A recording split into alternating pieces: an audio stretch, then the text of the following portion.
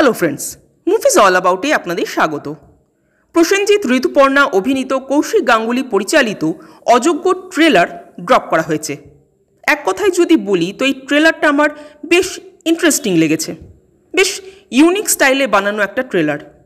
এরকম ট্রেলার কিন্তু বাংলা সিনেমায় খুব একটা দেখা যায় না।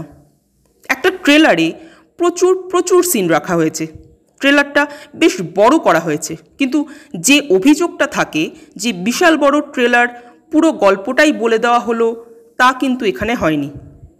এত বড় ট্রেলার হওয়া সত্ত্বেও বা এত সিন রাখা সত্ত্বেও গল্পের কিন্তু জাস্ট একটা আন্দাজ পাবেন আপনারা। পুরো গল্প বুঝে যাওয়ার নো চান্স। আর এই ব্যাপারটাই বেশ ভালো লেগেছে আমার এই ট্রেলারে।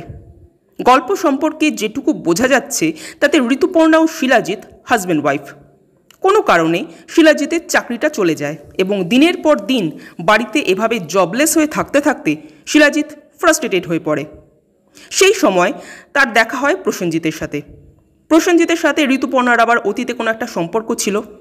এবার ঋতুপর্ণা শিলাজিতের লাইফে যে প্রবলেমগুলো চলছে, প্রসেনজিৎ কি তাতে অনুঘটকের কাজ করবেন, নাকি প্রসেনজিৎই তাদের প্রবলেম সলভ করবেন?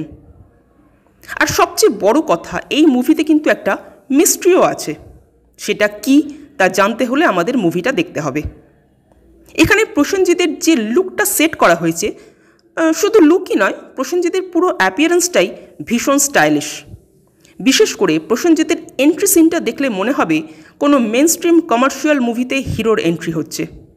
মুহূর্তের মধ্যে ভুলিয়ে দিয়েছিল যে এটা কৌশিক গাঙ্গুলির মুভি। তবে শুধুমাত্র প্রসেনজিতের এন্ট্রিতেই নয়, পুরো মুভিটার মধ্যেই একটা কমার্শিয়াল অ্যাপ্রোচ রয়েছে, যেটা আরও বেশি করে বোঝা যাচ্ছে ডায়ালগগুলো শুনলে।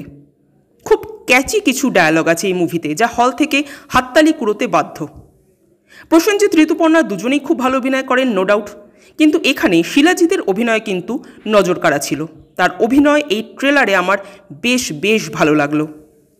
কৌশিক গাঙ্গুলির রিসেন্ট কিছু মুভির মধ্যে কমার্শিয়াল অ্যাপ্রোচটা কিন্তু বেশ প্রকট হয়ে উঠছে। এটা ভালো ব্যাপার না খারাপ ব্যাপার সেই বিশ্লেষণে যেতে চাই না, কারণ সে যোগ্যতা আমার নেই। আর তাছাড়া Kaushik Ganguly is one of my favourite director. কিন্তু তবু বলবো, কৌশিক গাঙ্গুলির কাছ থেকে আরও একটা নগর কীর্তন পাওয়ার লোভ হয়, নিদেন পক্ষে পালান বা লক্ষ্মী ছেলে। যাই হোক, এই ট্রেলারটা তো আমার বেশ ভালো লেগেছে। আপনারা যারা ট্রেলারটা দেখেছেন তাদের কেমন লাগলো জানাবেন। আর আমাদের ভিডিও ভালো লেগে থাকলে প্লিজ লাইক, শেয়ার ও সাবস্ক্রাইব করতে ভুলবেন না। Thank you.